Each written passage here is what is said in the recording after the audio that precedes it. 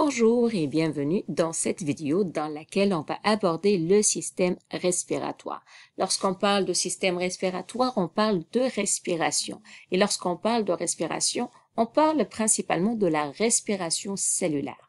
Pour que la respiration cellulaire se produise, j'aurai besoin de la présence d'oxygène, tout d'abord, que je vais inspirer par mon système respiratoire, et j'aurai besoin du glucose qui vient de la nutrition et de la digestion, c'est-à-dire je vais manger, je vais digérer et je vais avoir le glucose. Les deux ensemble vont réagir et vont former le dioxyde de carbone que je dois vraiment l'exhaler, le sortir à l'extérieur de mon organisme. Je vais produire de l'eau et je vais produire de l'énergie. Voyons maintenant les organes qui forment les voies respiratoires. Je vais retrouver les fosses nasales ou les cavités nasales, les cavités buccales, je vais retrouver le larynx, je vais retrouver la trachée, les deux branches et deux poumons de part et d'autre, et je finis par ce qu'on appelle le diaphragme. Voyons maintenant le rôle de chaque structure dans ce système respiratoire. Commençons par les cavités nasales. Donc, l'air va rentrer par le nez ou par les cavités nasales et il va être vraiment confronté à la présence de poils et de plusieurs capillaires sanguins. La présence de poils a pour objectif de filtrer l'air et la présence de capillaires sanguins a pour objectif de réchauffer et humidifier l'air. Et pour augmenter plus la surface pour filtrer l'air ou pour réchauffer, on a des petites cavités qu'on appelle des sinus. Ce sont des petites cavités qui se trouvent dans les os ici. Par la suite, il arrive souvent aussi lorsqu'on inspire l'air, l'air il est riche en poussière ou en germes et cela va entraîner un mécanisme de réflexe. Donc, nos muscles qui sont dans les voies respiratoires hautes, ils vont se contracter et cela va se traduire sous forme ce qu'on appelle éternuement. Par la suite, l'air va traverser le pharynx, il va arriver au niveau du larynx. Le larynx, c'est vraiment le dessus de l'entrée de la trachée et je vais retrouver dans ce larynx ce qu'on appelle les cordes vocales.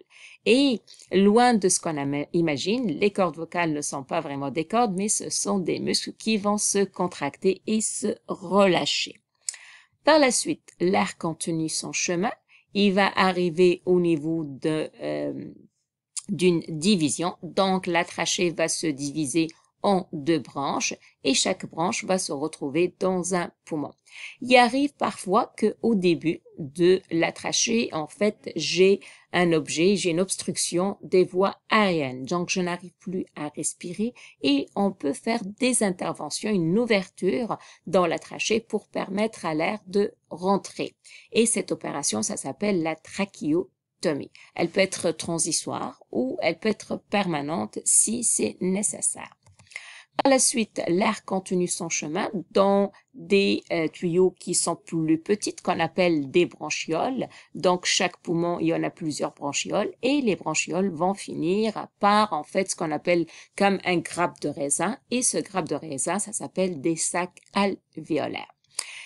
Au niveau des sacs alvéolaires, c'est là que je vais faire l'échange gazeux entre le sang et les poumons. Les sacs alvéolaires, c'est vraiment comme un grappe de raisin. Et les alvéoles, ce sont des sacs qui sont vides, donc ils sont remplis d'air et ils sont entourés à la surface par des capillaires sanguins. Donc, le sang arrive du cœur, riche en dioxyde de carbone, et il va faire quoi? Il va transiter par les artérioles et à ce niveau, qu'est-ce qu'il va faire avec les alvéoles? Il va se débarrasser de son CO2, il va chercher le dioxygène à partir des alvéoles et le sang va partir par les vénules pour rejoindre le cœur. Il arrive souvent que parfois, bien qu'on a essayé de se débarrasser des germes, de la poussière, avec l'éternuement, avec tout ça, on n'arrive pas, puis il y a une quantité de poussière qui descend au niveau des branchioles ou au niveau des alvéoles. Encore là, on a un mécanisme de réflexe.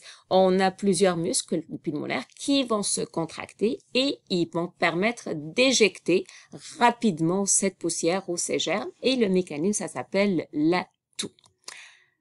Notre système respiratoire, il a un autre mécanisme qui va nous permettre aussi de se protéger. En fait, la paroi de notre système respiratoire, et principalement au niveau des bronchioles et des bronches, ils sont couverts par des cils vibratiles. Ce sont des cellules, et ces cellules, ils sont très très fins, puis ils vont être toujours en mouvement. Qu'est-ce qu'ils vont faire? Ils vont permettre de faire remonter la poussière ou les germes vers la surface. De plus, ils sont humides, donc cette humidification va permettre de capter aussi la poussière pour la faire remonter. Il arrive souvent que une bactérie, on n'arrive pas, ou un virus, on n'arrive pas à le faire remonter. Et ça va causer une inflammation au niveau des branches. Vous voyez ici, donc le diamètre des branches devient petit. Puis c'est ce qu'on appelle la bronchite lorsque c'est vraiment le début. C'est pas si grave que ça, mais elle peut s'aggraver et évoluer en pneumonie si elle n'est pas bien traitée. Par la suite, notre système respiratoire contient deux poumons. Le poumon droit, il est plus grand que le poumon gauche parce que le gauche, on a le cœur qui prend la place et on retrouve 300 millions d'alvéoles dans chaque poumon. Il y a certaines bactéries qui peuvent attaquer les poumons. Je parle principalement de la tuberculose. C'est une bactérie très, on va dire, contagieuse, mais aussi c'est difficile de s'en débarrasser parce que elle est très résistante aux antibiotiques. Finalement, notre système respiratoire, il faut que ça soit protégé. Pour le protéger, donc, je vais le protéger par un réseau osseux que je l'appelle la cage thoracique. Elle est formée par quoi, cette cage thoracique? Je vais retrouver les côtes, donc de part et d'autre, et qui sont reliées par un muscle ici que je l'appelle le sternum. Et, notre système respiratoire et nos deux poumons sont reliés à un muscle et ce muscle va se contracter et se relâcher et ces mouvements de contraction et relâchement, c'est lui qui va contrôler le cycle respiratoire et ce muscle, ça s'appelle le diaphragme. Donc, avec cette capsule, on a fini l'anatomie. Dans la prochaine capsule, on va parler des échanges gazeux, comment ils se produisent et comment le diaphragme va contrôler l'inspiration et l'expiration.